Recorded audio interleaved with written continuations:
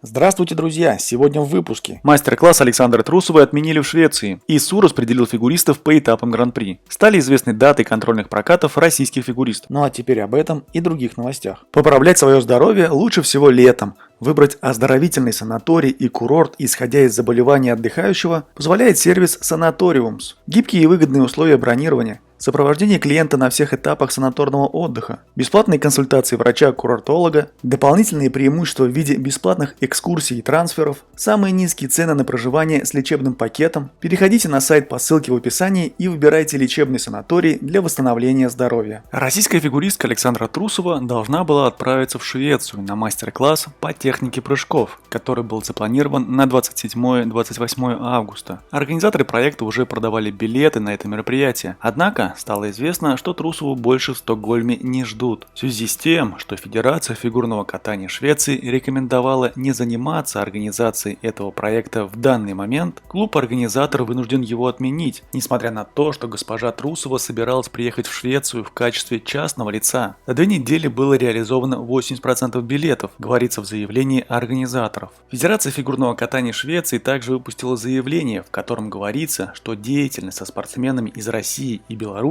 противоречит основам ценностей Федерации и может нанести ущерб репутации шведского фигурного катания. Призер Олимпийских игр, чемпион мира и Европы Александр Жулин считает возможным повторение ситуаций, аналогичных случаю с отменой в Стокгольме. Очень жалко Александру в этой ситуации, но если на Путина наложили санкции, то и на Трусову уж тем более. Поведение Шведской Федерации абсолютно ничем не удивило. Думаю, этот случай не единичный, и подобная дискриминация будет применяться бесконечно долго по отношению к нашей стране, сказал Жулин. А вот Алексей Ягудин считает, что мероприятие в Стокгольме с участием Александры Трусовой могли бы испортить даже несколько хейтеров с плакатами, поэтому в текущей обстановке отмена мастер-классов возможно и к лучшему. Всегда говорил и буду продолжать говорить, что это уже не спорт, а чистая политика, но Саша Трусова никуда не денется. Она достояние нашего фигурного катания и мирового в том числе. Это все понимают. Но с другой стороны, может и к лучшему. Помню, легенда шведского футбола Златан Ибрагимович подвергся травле в Швеции пару лет назад. Ему писали на его доме, что он Иуда. Вдруг Сашу также ждал бы не самый теплый прием, написал Ягудин. Он также отметил, что Трусова даже к 50 живым хейтерам, которые бы ее там встретили с негативными плакатами, была бы не готова,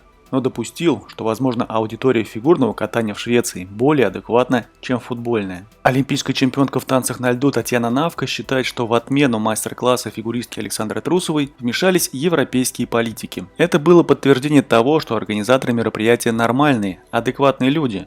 К сожалению, и тут вмешались европейские политики, которые лишили своих же соотечественников возможности учиться у лучших и развивать свой спорт. Саша уже рекордсменка и серебряный призер Олимпийских игр. Этого у нее не отнять никакими ограничениями и отменами, а решение Шведской Федерации в первую очередь наносит непоправимый ущерб их же спортсменам, прокомментировала Навка. Заслуженный тренер СССР Татьяна Тарасова считает, что Шведская Федерация под давлением Международного союза конькобежцев отменила мастер-класс Александры Трусовой. Все дело в ИСУ, который мог надавить на Шведскую Федерацию. Они запретили нам участвовать в соревнованиях, но это не соревнования. Любой деятельностью заниматься они нам не могут запретить, так что пусть они разберутся сами с собой, сказала Тарасова. Тренер также отметила, что отказ в проведении мастер-класса Трусовой негативно повлияет на Федерацию Швеции. Это очень плохо для них же самих. Сначала они приглашают, потом они сами отменяют.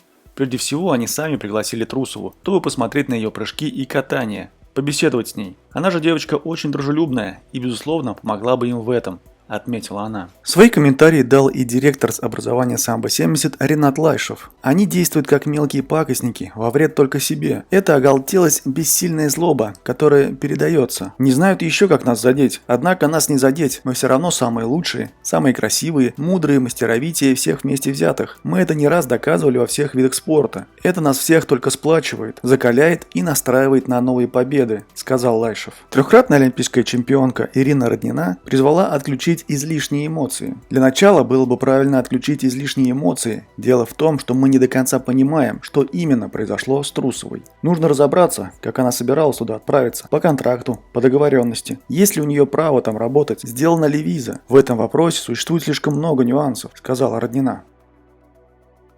Международный союз конькобежцев распределил фигуристов по этапам Гран-при сезона 2022-2023. Соревнования пройдут без российских и белорусских спортсменов, которые отстранены из ситуации на Украине. Японка Каори Сакамото, ставшая чемпионкой мира в отсутствии российских фигуристок, выступит на этапах в США и Японии. Представляющая Польшу Екатерина Куракова в США и Великобритании. Выступающая за Азербайджан Екатерина Рябова в Канаде и Японии. Анастасия Губанова из Грузии, Великобритании и Финляндии. Мужская серия Гран-при пройдет без олимпийского чемпиона Нейтана Чена. Его молодой товарищ по сборной США Илья Малинин, кроме домашнего этапа, выступит в Финляндии. Представляющий Грузию Морис Квиталашвили заявлен на этапы Великобритании и Финляндии. Стали известны даты контрольных прокатов российских фигуристов. Контрольные прокаты кандидатов во взрослую сборную по фигурному катанию пройдут 24 по 25 сентября в Москве во Дворце спорта «Мегаспорт». Об этом сообщил генеральный директор Федерации фигурного катания на коньках России Александр Коган. Контрольные прокаты кандидатов в юниорскую сборную России по фигурному катанию пройдут в середине августа в подмосковном учебно-тренировочном центре «Новогорск». Анна Щербакова рассказала о своей коллекции невзаимозаменяемых токенов NFT. Аня, как вы попали в эту сферу? Как вообще вся эта история началась? История не совсем длинная. Да, это действительно что-то новое, что-то необычное. Мне предложили такую идею, я подумала, почему бы и нет? Почему бы не попробовать сделать что-то новое, свое, оригинальное? У меня задача была простая. На данный момент вышла первая коллекция. Это максимально связано с моей спортивной карьерой. Там мои крупные турниры, победы, значимые для меня выступления. Моя задача была рассказать свои эмоции об этих победах в выступлениях. Первая коллекция просто понять, что это такое, попробовать. Посмотрим, может быть дальше попробуем в этой сфере развиваться. Аня, а вы можете представителям старшего поколения в 2 словах объяснить, что это такое? Я тоже вопрос задавала, когда мне предложили это сделать. Смеясь, сказала Аня. Лучше обратиться к профессионалам, чтобы объяснили. Не могу сказать, что я профессионал в этой сфере. Попробуй что-то новое, как мне объяснили, это будущее. У нас есть автограф-сессии. Суть в том, чтобы получить что-то оригинальное от спортсмена. Что-то сделанное лично для тебя. Наверное, это то же самое, но только в цифровом виде. Что-то, что будет только у тебя, сказала олимпийская чемпионка.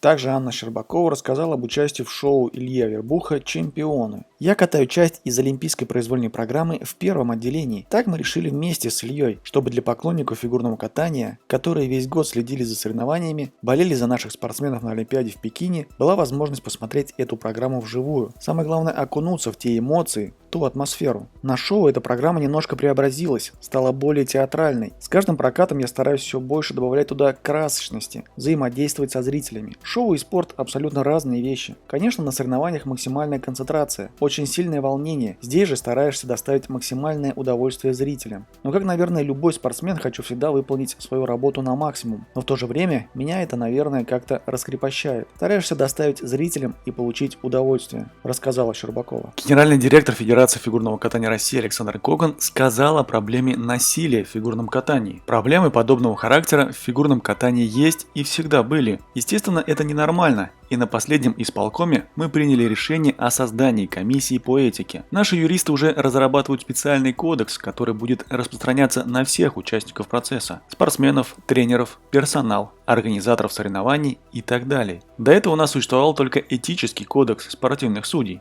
рассказал Коган.